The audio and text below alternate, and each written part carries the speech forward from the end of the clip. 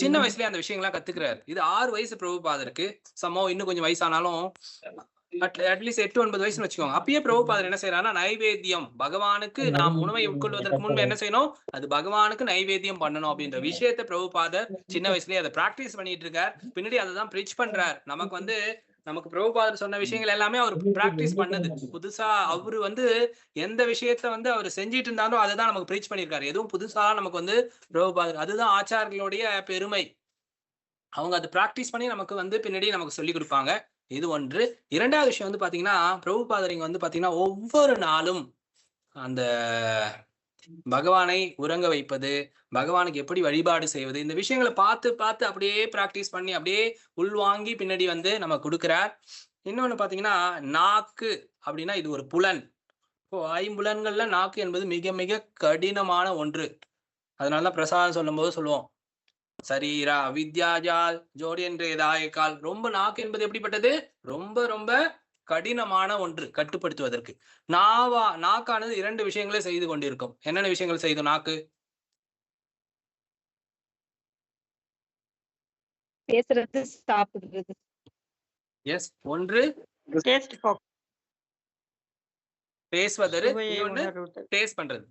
ஒண்ணு பேசுவதற்கு, இன்னொன்னு டேஸ்ட் பண்றது. அப்ப பிரபுபாதர் என்ன செய்யறாருன்னா, இது நமக்கு புலன்களை கட்டுப்படுத்துவதற்கு மிக மிக முக்கியமானது பகவானுடைய பிரசாதத்தை நாம் எடுத்துக்கொள்ள வேண்டும். இதை பிரபுபாதர் அந்த சின்ன இதுலயே நமக்கு சொல்லிட்டு இருக்காரு. எடுத்துக்காட்ட நம்ம கொடுத்துட்டு இருக்காரு. நாம் பிரபுபாதருடைய பகவானுடைய பிரசாதத்தை எடுத்துக்கொள்ளும் போது நம்ம ஆட்டோமேட்டிக்கா நம்ம என்ன செய்வோம்? பியூரிபிகேஷன் வந்துரும். வேற அதாவது சாஸ்திரங்கள் என்ன சொல்லியிருக்காங்கன்னா, வெறும் பிரசாதம் மட்டும் நீங்க தினமும் எடுத்துட்டு வந்தாலே போதும், கோலோக விருந்தாவனம் சென்றடையலாம் அப்படின்றாங்க.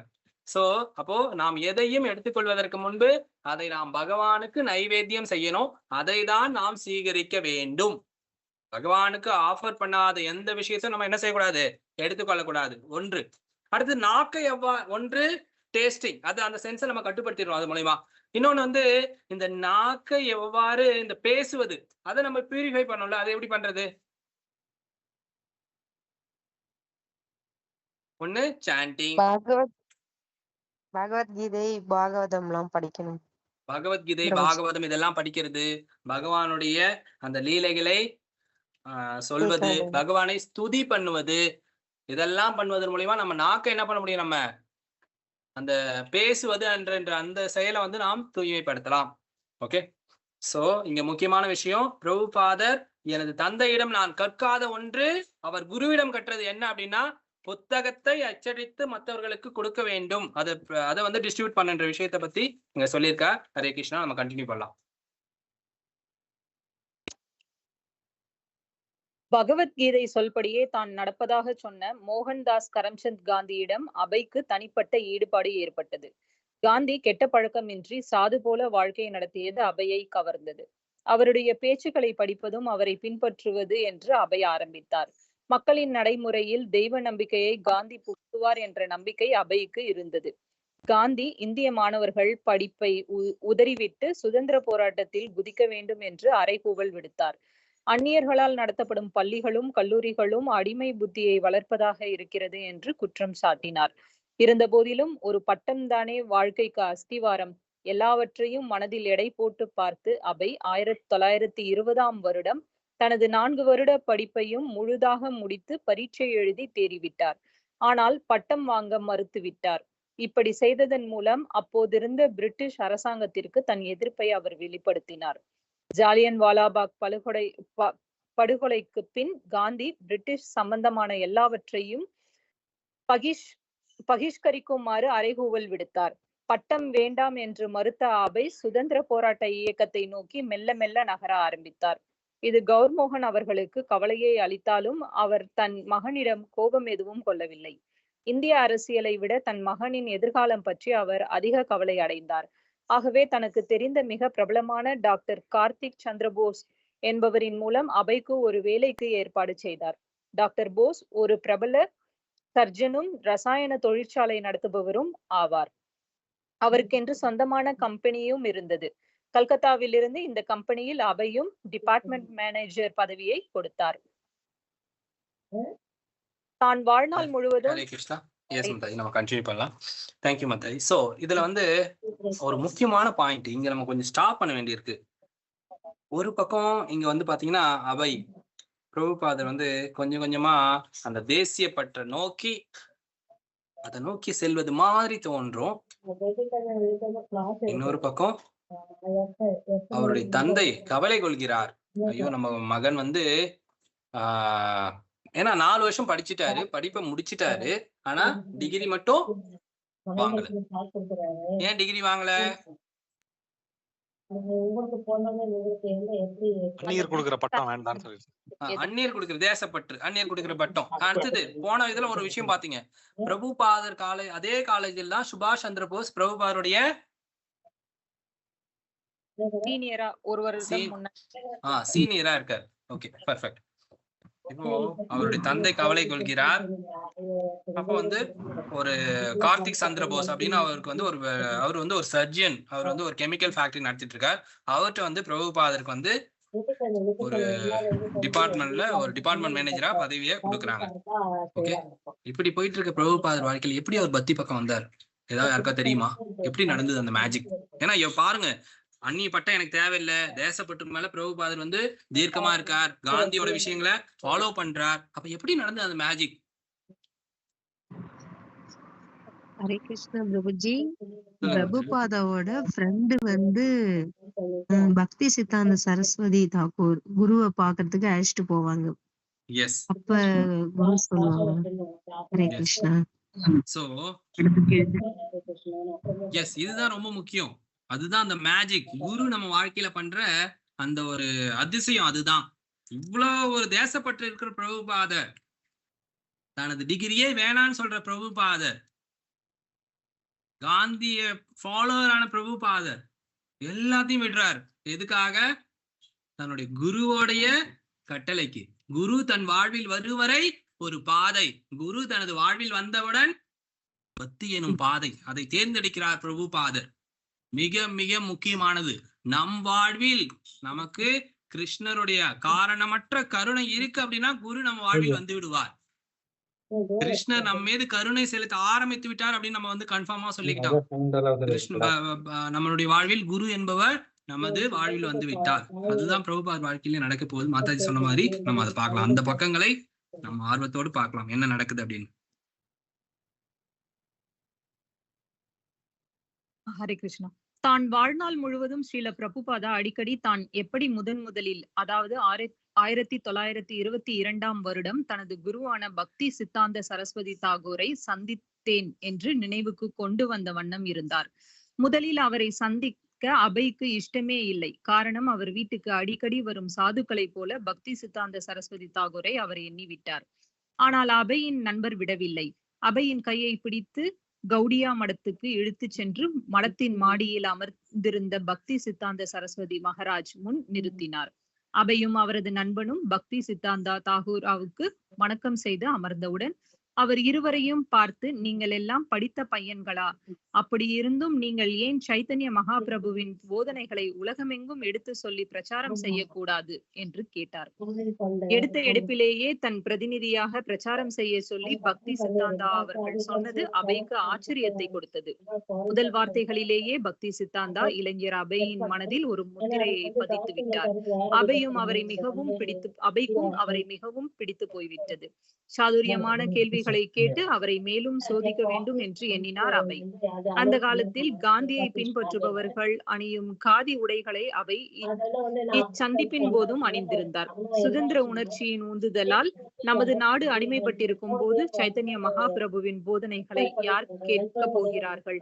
முதலில் நாம் சுதந்திர நாடாக வேண்டும்.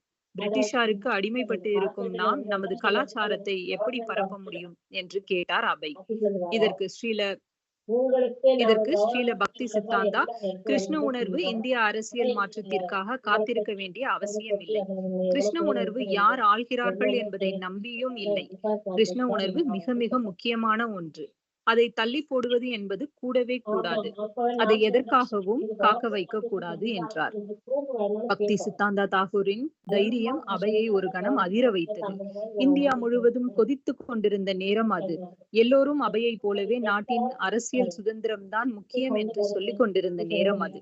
பெரிய தலைவர்களும் புண்ணிய புருஷர்களும் ஏன் காந்தியும் கூட பக்தி சித்தாந்தாவிடம் அவை கேட்ட கேள்வியைத்தான் கேட்டிருப்பார்கள்.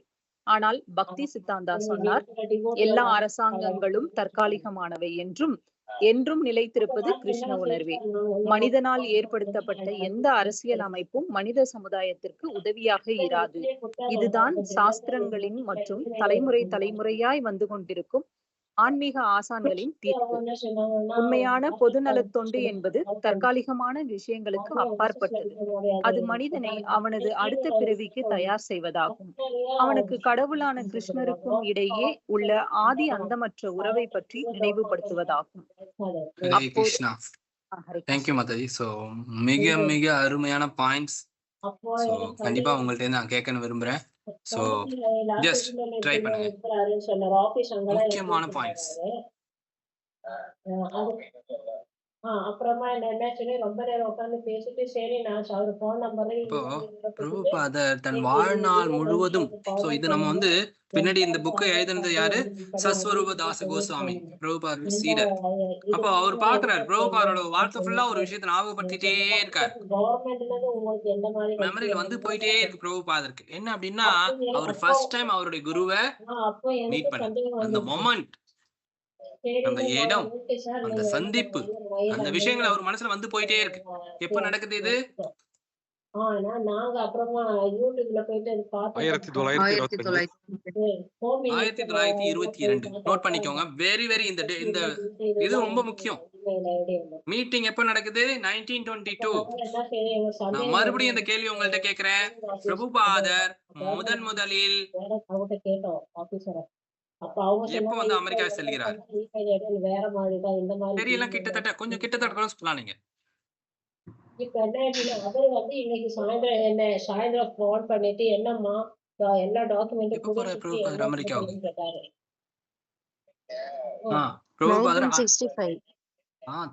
1965ல போறார். 43 வருஷம். 43 வருஷம். இங்க என்ன இன்ஸ்ட்ரக்ஷன்? இந்த இது இன்னைக்கு கிளாஸ்ல அல்டிமேட்டா நீங்க தெரிஞ்சுக்க வேண்டிய விஷயம். அப்ப பார்த்த உடனே பிரபுபாதருக்கு அவருடைய குரு வந்து ஒரு கட்டளையை விடுகிறார். என்ன கட்டளை அது? பிரச்சாரம் பண்ண சொன்னாங்க. நீங்கள் எதை பற்றி பிரச்சாரம் செய்ய வேண்டும்? யாரை பற்றி? மகாபிரபு. சைத்தன்ய மகாபிரபு யார்? அப்போ அவங்களுடைய போதனையை நீங்க ஏன் உலகத்துல இருக்க எல்லாருக்கும் எடுத்து போய் சொல்லக்கூடாது? இதுதான் அவருக்கு பிரபுபாதருக்கு அவருடைய குரு கொடுத்த இன்ஸ்ட்ரக்ஷன். ஓகே, பிரபுபாதர் வந்து அவருடைய குருவை மீட் பண்றதுக்கு முன்னாடி வில்லிங்கா இருக்காரா? போறாரா? இல்ல. பட் இருந்தாலும் அவருடைய நண்பர் என்ன செய்யறாரு? கொஞ்சம் வலுக்கட்டாயமா பிடிச்சி கூட்டிட்டு போறாரு. இதுதான் நாங்களும் உங்களுக்கு பண்ணிட்டு இருக்கோம். நீங்க கிளாஸ்க்கு வர முடியல, ஏதோ ஒரு காரணத்தால பிஸியா இருக்கீங்கன்னா நாங்க என்ன செய்யறோம்? உங்களுக்கு கால் பண்ணி ரிமைண்டர் பண்ணிட்டு இருக்கோம். சோ கண்டினியூ பண்றோம். உங்களுக்கு ஏதாவது டிஃபிகல்ட்டி இருக்கு ஜாயின் பண்றதுன்னா தயவு செய்து சொல்லுங்க. உங்களுக்கு ரிமைண்ட் பண்ணணும் அப்படின்னாலும் சொல்லுங்க. உங்களுக்கு நாங்க கிளாஸ்க்கு ரிமைண்ட் பண்றோம். ஒருவேளை நீங்க பிஸியா இருக்கீங்கன்னா மிஸ் பண்ணிடாதீங்க. Okay, fine. ஓகே, இது ஃபர்ஸ்ட் இன்ஸ்ட்ரக்ஷன். பிரபுபாதர் மறுக்கிறாருல்ல? எப்படி மறுக்கிறார் பிரபுபாதர்? ஏன் பிரபுபாதர் இதை ஏத்துக்கல ஃபர்ஸ்ட்? கரெக்டா? ஏன்னா ஒரு சுதந்திரம் அடையாது, நம்ம நாட்டுக்கு சுதந்திரம் கிடைக்காதப்ப நம்ம எப்படி நம்மளோட போதனைகளை வந்து பண்ண முடியும் அப்படின்ற நம்ம அடிமைப்பட்டு இருக்கோம். நம்மளோட கலாச்சாரத்தை எப்படி நம்ம வந்து பரப்புவது அப்படின்ற விஷயத்துல பிரபுபாதர் நிக்கிறார். இப்போ அதுக்கு பக்தி சித்தாந்த சரஸ்வதி தாக்கூர் எப்படி சொல்றார் பதில்?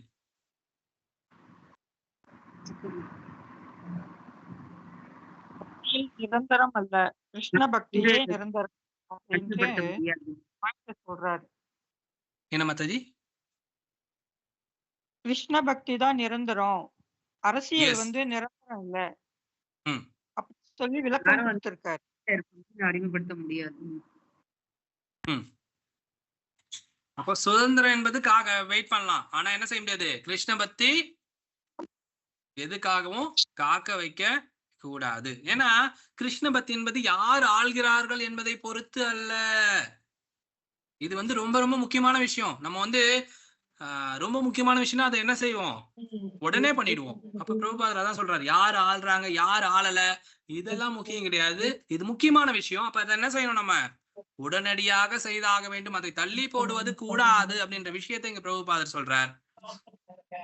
இப்படி ஒரு பதில கேட்டவன என்னாச்சு, அவுட் ஆஃப் பாக்ஸ். ஏன்னா இங்க பிரபுபாதர் முன்னே சொல்லிருக்க மாதிரி பிரபுபாதரும் இஸ் எஜுகேட்டட் ரைட்.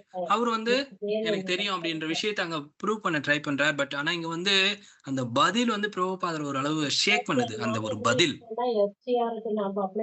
ஏன்னா இந்தியா முழுவதும் ஒரு விஷயத்தை நோக்கி ஓடிட்டு இருக்கு, சுதந்திரம். ஆனா இங்க பக்தி சித்தாந்த சரஸ்வதி என்ன சொல்றாருன்னா, அதை விட முக்கியமான ஒரு விஷயம் இருக்கு அப்படின்றார். வாட் இஸ் இது, ரொம்ப அவுட் ஆஃப் பாக்ஸ். அப்போ என்னன்னா அது கிருஷ்ண பக்தி அப்படின்ற விஷயத்த ஏன்னா இதான் சொல்றாங்க. ஈவன் காந்தி பக்தி சித்தாந்த சரஸ்வதி மீட் பண்ணாலும் இதான் கேட்டுப்பாரு அப்படின்றாங்க. ஓகே மேல என்ன சொல்றாரு பக்தி சித்தாந்த சரஸ்வதி அப்படி பாத்தீங்கன்னா, இந்த அரசாங்கம் தற்காலிகமானது. மாதாஜி அருமையான பாயிண்ட் சொன்னாங்க, இது தற்காலிகமானது. ஆனா கிருஷ்ண உணர்வு என்பது என்றும் நிலைத்திருப்பது. ஏன்னா இந்த நாடு உடல் இதெல்லாம் எதோட இதெல்லாம் இந்த உடலோடு சம்பந்தப்பட்டது, நம்ம இருக்கிற தேசம் அப்படிலாம். ஆனா கிருஷ்ண பக்தி என்பது ஆத்மாவிடம் சம்பந்தப்பட்டது. அப்போ அவர் என்ன செய்யறாரு, போன் நம்பர், இமெயில், எந்த அரசியல் அமைப்பும் மனிதனால் ஏற்படுத்தப்பட்ட எந்த அரசியல் அமைப்பும் மனித சமுதாயத்திற்கு உதவியாக இராது. உங்களுக்கு என்ன உதவி இது நம்மளே உருவாக்குனது, இது நமக்கு உதவியாக இராது. சரி, அதெல்லாம் பேசிட்டு தான் என்ன செய்யணும். அப்ப உண்மையான பொதுநல தொண்டு அப்படின்னா என்ன அப்படின்னா, அது தற்காலிகத்திற்கு அப்பாற்பட்டது, நிரந்தரத்திற்கு சம்பந்தப்பட்டது. அந்த நிரந்தரமான ஒண்ணு என்னது, அது மனிதனை அடுத்த பிறவிக்கு தயார் செய்வதாகும். அது மனிதனை அடுத்த பிறவியில் நாயாகவோ கோழியாகவோ பன்றியாகவோ பிறக்க செய்வது அல்ல. இதுதான் இங்க சொல்ல வராங்க. சோ நம்மளுடைய அடுத்த உடலை நாம் ஒவ்வொரு கணமும் தயார் செய்து கொண்டுள்ளோம். எப்படி தயார் செய்து கொண்டுள்ளோம், நாம் செய்யும் ஒவ்வொரு செயல்கள் மூலம் நமது அடுத்த உடல் தயாராகி கொண்டிருக்கிறது. அப்ப நம்ம செயல்ல நம்ம என்ன செய்யணும், நம்ம ரொம்ப கான்சியஸா இருக்கணும். அதெல்லாம் ரொம்ப கஷ்டம். அதனாலதான் நம்ம என்ன செய்யறோம், பெஸ்ட் திங் கிருஷ்ணா கான்சியஸ். கிருஷ்ணரை நினைச்சிட்டு கிருஷ்ணருக்காக செயல்களை செய்து கிருஷ்ணருக்காக நீங்க சேவை செய்யும் போது நாம் அடுத்த உடலை பற்றி கவலை கொள்ள தேவையில்லை. அப்படி இல்லைன்னா என்ன செய்யறோம், நம்ம பிரச்சனையில நம்மள நாம் மாட்டிக்கொண்டு விடுகிறோம். அப்போ முக்கியமான விஷயம் என்னது, கிருஷ்ணருக்கும் நமக்கும் இருக்கிற அந்த ஆதி அந்தரமற்ற உறவை பற்றி ஞாபகப்படுத்துறது தான் ரொம்ப ரொம்ப முக்கியம் அப்படின்ற விஷயத்தை பத்தி இங்க சொல்ற. ஓகே, இப்ப கண்டினியூ பண்ணலாம். அப்போ அஜித்தே நானும் ஆனது உட்காந்து இமெயில்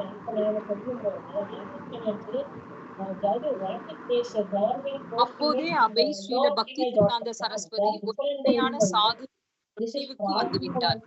அவர் வாதத்தை நன்கு உன்னிப்பாக கேட்டு அவர் சொல்வதெல்லாம் 100க்கு 100 உண்மை என்பதை புரிந்து கொண்டார். ஸ்ரீல பக்தி சித்தாந்த சரஸ்வதி பகவத்கீதையில் எல்லா தர்மங்களையும் விட்டுவிட்டு தன்னை மட்டுமே சரணடையும்படி கிருஷ்ணர் கூறுவதை மேற்கோள் காட்டினார். அபை என்றுமே கிருஷ்ணரையோ அவரது போதனைகள் அடங்கிய பகவத்கீதையையோ மறந்ததில்லை. அவரும் அவருடைய குடும்பத்தினரும் எப்போதும் சைத்தன்ய மகாபிரபுவில் இருப்பவர்கள். அதே சைத்தன்ய மகாபிரபுவின் போதனைகளை பிரச்சாரம் செய்வதை குறிக்கோளாக கொண்டவர்தான் ஸ்ரீல பக்தி சித்தாந்த சரஸ்வதி தான்.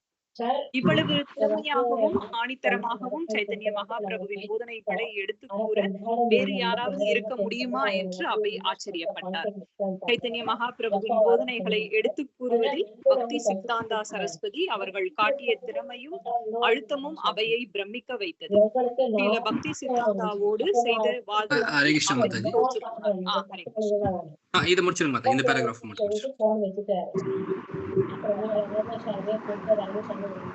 ஸ்ரீல பக்தி சித்தாந்தாவோடு செய்த வாதத்தில் அவை தோற்று போனார்.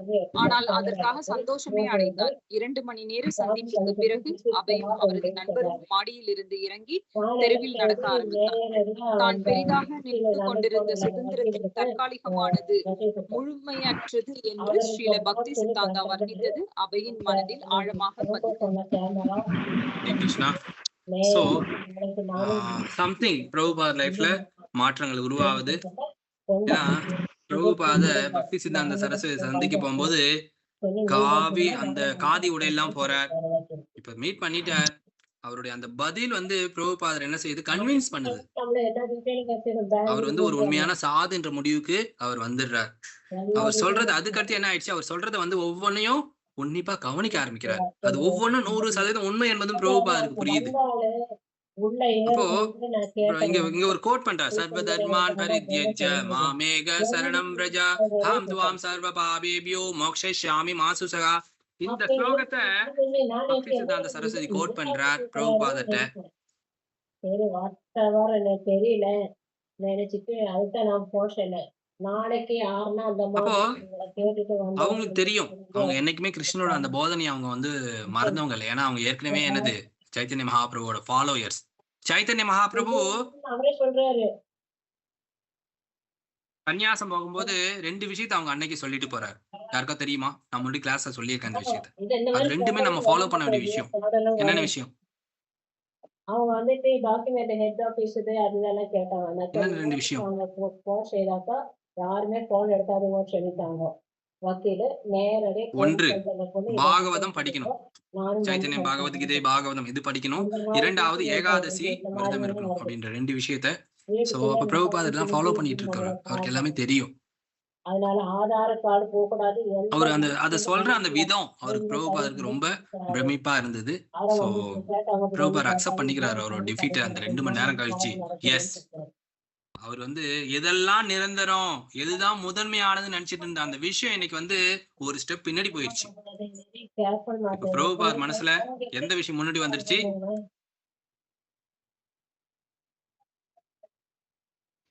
கிருஷ்ண பக்தி, அதுதான் முக்கியம் அப்படின்ற விஷயத்த பிரபுபாதர் மனசுல வந்துருச்சு.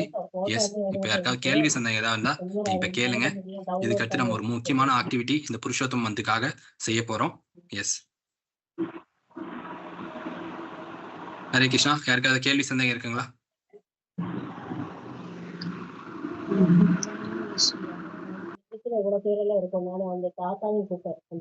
ஓகே, அப்படி எதுவும் கேள்வி சந்தேகம் இல்லைன்னா நான் ஒரு 5 நிமிஷம் எடுத்துக்கிறேன். ஸோ நம்ம வந்து இந்த புருஷோத்தம மாதத்தில் பகவான் கிருஷ்ணரின் திருப்திக்காக புருஷோத்தம யோகம் அப்படின்ற இதுல இருந்து நம்ம வந்து கிளாஸ்ல டெய்லி படிச்சுட்டு இருப்போம். ஐடோன்ட் நோ மற்ற பக்தர்கள் இன்னைக்கு படிக்க டைம் கிடைச்சதா என்னன்னு. ஸோ நம்ம எல்லாரும் சேர்ந்து அந்த 20 ஸ்லோகம் கிருஷ்ணரின் திருப்திக்காக இப்ப நம்ம படிக்கலாம். அதுக்கு முன்னாடி ஹரே கிருஷ்ணா. ராதானந்த் பிரபு நீங்க இருக்கீங்களா?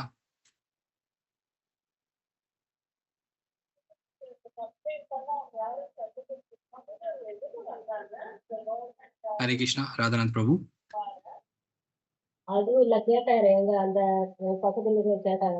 ஓகே, ஐ திங்க் பிரபு இது பிஸியா இருக்காங்க. சோ நம்ம படிக்கலாம். புருஷோத்தம யோகம்.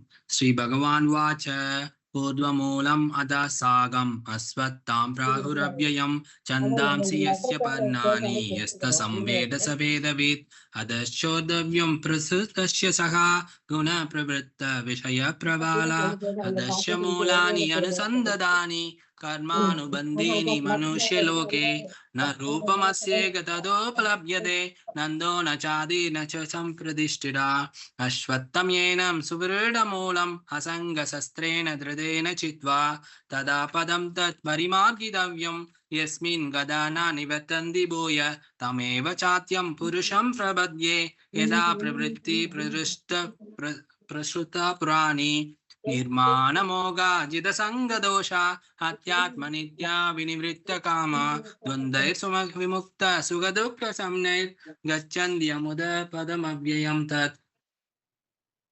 नादद्भाषयदो सूर्यो न शशाङ्को न पावगगा यद्गत्वा न निवर्तन्ते दत्ताम परमं मम ममैवांशो जीवलोके जीवभूत सनातना मनसस्त्राणि इन्द्रियाणि प्रकृतिस्त्राणि कर्षति शरीरं यत् अवाप्नोति यच्चाभ्या उग्रमादीश्वरः हृदयत्वैतानि संयाति वायुर्गन्धान् निवाशयात् श्रोत्रं चक्षुस्पर्शनं च रसानं घ्राणम् एव च अधिष्ठाय मनश्चायां विषयान् उपसेवते उग्रमान्तं स्थितं वापि भुञ्जानं वा गुणान्वितां विमूढनान् पश्यन्ति ஞானசக்ஷுஷः. ஹரே கிருஷ்ணா. நம்ம 10 ஸ்லோகம் படிச்சிருக்கோம். நம்ம ரீசெண்டா லாஸ்ட் கிளாஸ்ல நம்ம பார்த்திருந்தோம். இந்த பகவத்கீதையோட 15வது அத்தியாயம் வெரி வெரி வெரி ஸ்பெஷல். இந்த ஒரு அத்தியாயம் நமக்கு கிருஷ்ணர் மேல் அதுதான் நான் பக்தியை 80% கேக்குறாங்க. நம்பிக்கையை அதிகமாக்கக்கூடிய ஒரு சக்தி வாய்ந்தது. யாரும் கண்டுபிடிக்கலாம்ல? சோ ஒரு இதுல ஒவ்வொரு நம்ம போன கிளாஸ்ல பார்த்திருந்தோம். அந்த இந்த அத்தியாயத்துல இருந்து ஒரே ஒரு ஸ்லோகம் படிச்சு அந்த குதிரையா இருக்கிற அந்த போர் தளபதி என்னவா மாறிடுவார்? பகவானுடைய லோகத்துக்கு திரும்பி சென்று விடுவார். பெரிய ஒரு ஆபீஸ்ல இருந்து எனக்கு பகவானுடைய லோகத்துக்கே திரும்பி சென்று விடுவார். சோ அப்படி ஒரு சிறப்பு வாய்ந்த இந்த அத்தியாயம். சோ நாம் வாழ்வில் நமக்கு இன்ப துன்பங்கள் எதை நோக்கி கிடைக்கிறது அப்படின்னா நம்ம பூர்வ ஜென்ம கர்மா, அதையும் மாற்றக்கூடிய சக்தி கிருஷ்ணரிடம் உள்ளது. சோ பகவானுடைய அந்த என்னது இன்கன்சிவல் பொட்டன்சி சொல்றாங்க, நம்மளால புரிந்து கொள்ள முடியாது அந்த பொட்டன்சி. அப்போ இதுல பகவத்கீதையில 15வது அத்தியாயம் வெரி வெரி சிறப்பு வாய்ந்தது. அது ஒரு ஸ்லோகம் படிச்சாலும் பெருமை வாய்ந்தது, சிறப்பு வாய்ந்தது. சோ நீங்க படிக்கலாம், படிக்க முடியலாம், கஷ்டப்பட வேணாம், ஜஸ்ட் கேட்டீங்கன்னா கூட போதும் உங்களுக்கு. எஸ், ஏன்னா அந்த குதிரையா இருக்கிற அந்த போர் தளபதி என்ன செய்யறாரு? அவர் படிக்கல, அரசர் தான் படிக்கிறார். ஆனா இவர் என்ன செய்யறாரு? கேட்டுட்டு இருக்க. கேட்ட உடனே அவர் என்ன பண்ணிடுறாரு? விஷ்ணுவோட லோகத்துக்கு செல்கிறார். ஓகே, நம்ம கண்டினியூ பண்ணலாம் 11ல இருந்து. யாராவது படிக்கிறீங்களா? ஹரே கிருஷ்ணா பிரபுஜி, நான் படிக்கிறேன் பிரபுஜி. எஸ் மாதாஜி. யதந்தோ யோகினश्चैनं பஷ்யन्त्यात्मन्यवस्थितं யதந்தோப்யக்ருதாத்மானோ நைனம் பஷ்யन्ते சேதசः यदादित्यकदं तेजो जगत्पाशयते किलं यच्चन्द्रमसि यच्चाग्नौ तत्तेजो वित्ति मामकम् कामाविश्य च भूतानि तारयाम्यहमोजसा पुष्णामि शौषधिः सर्वा सोमो भूत्वा रसात्मकः अहं वैश्वानरो भूत्वा प्राणिनां देहम् आश्रितः प्राणापानसमायुक्तौ पचाम्यन्नं चतुर्विधम् सर्वस्य साहं श्रुतिसन्निविष्टो मत्तस्मिज्ञानम् अबोहनं च वेदैश्च सर्वैरहम् एव वेद्यो वेदान्तकृद्वेद विदेव साहम् त्वामिमौ पुरुषौ लोके सरक्षाक्षर एव च सरक्षर्वाणि भूतानि कूटस्थोऽक्षर उच्यते उत्तमपुरुषौ तव्य परमात्मेत्युताकृतः यो लोकत्रयम् आविश्य बिभर्त्यव्यय ईश्वरः यस्माक्षरम् अदितोऽहम् अक्षरात् अभिषोत्तमः अदोऽस्मि लोके वेदे च प्रदितः पुरुषोत्तमः यो माम् एवम् असम्मूढो जानाति पुरुषोत्तमम् स सर्वविद् भजति मां सर्वभावेन भारत इति गुह्यतमं शास्त्रम् इदम् उक्तं मया नघ एतद् बुद्ध्वा बुद्धिमान् स्यात् कृतकृतश्च च भारत. हरे कृष्ण गुरुजी. हरे कृष्ण माता। जय श्री कृष्ण चैतन्य प्रभु नित्यानंद श्री अद्वैत गदाधर श्रीवासादि गौर भक्त वृंद हरे कृष्णा कृष्ण कृष्ण हरे हरे हरे राम राम राम हरे हरे हरे कृष्णा. सो ரொம்ப நன்றி நீ கிளாஸ்ல வந்து கலந்துக்கிட்டதுக்கு. இப்போ உங்களுக்கு ஏதாவது கேள்வி சந்தேகம் இருந்தா நீங்க சொல்லலாம். ஏதாவது கமெண்ட்ஸ், ஏதாவது இம்ப்ரூவ்மெண்ட், இது இந்த கிளாஸ்ல இப்படி பண்ணா நல்லா இருக்கும் பிரபு அப்படின்னாலும் நீங்க இப்போ ஷேர் பண்ணலாம். இது உங்களுடைய நேரம். ஹரே கிருஷ்ணா. நான் சொன்னேன், நீங்க கேமரா போடுங்க, கேமரா போட்டாக்க நம்ம வந்து ஐடென்டிஃபிகேஷன் நல்லா இருக்கும். ஓகே மத்தது. ஹரே கிருஷ்ணா. ஹரே கிருஷ்ணா. எஸ் கஸ்தூரி மாதாஜி, நீங்க ஏதாவது ஷேர் பண்றீங்களா? ஹரே கிருஷ்ணா பிரபு. எதுவும் புதுசா ஒண்ணும் பண்ண வேணாம் பிரபு. நல்லா இன்னைக்கு பிரயோஜனமா இருந்தது கேட்டதுக்கு. ரொம்ப தேங்க்ஸ் பிரபு. ஹரே கிருஷ்ணா. ரொம்ப நன்றி மாதாஜி. கண்டினியூ பண்ணலாம், நல்லா இருக்கு பிரபு. ஹரே இன்னும் மாற்றம் வேணாம். ஹரி ஹரி. அற்புதமா இருந்துச்சு இன்னைக்கு. தேங்க்யூ மாதாஜி, நீங்க வந்து ஹரே கலந்துக்கிட்டதுக்கு, கிருஷ்ணா. எங்களுக்கு உங்களுடைய இது என்ன சொல்றது, உங்களோட சத்சங்கத்தை கொடுத்ததுக்கு. ஹரே கிருஷ்ணா. எனக்கும் ரொம்ப ரொம்ப ரொம்ப நல்ல பயனுள்ளதா இருந்தது. மாதாஜி இப்பதான் சொன்னாங்க. எனக்கு தெரியாது. ஆக்சுவலி நீங்க எத்தனை வாரமா குடுக்குறீங்கன்னு தெரியாது. இது 2வது வாரம் மாதாஜி. சோ ரொம்ப நம்ம அதிகமா போகல, 2வது வாரத்துல தான் இருக்கும்.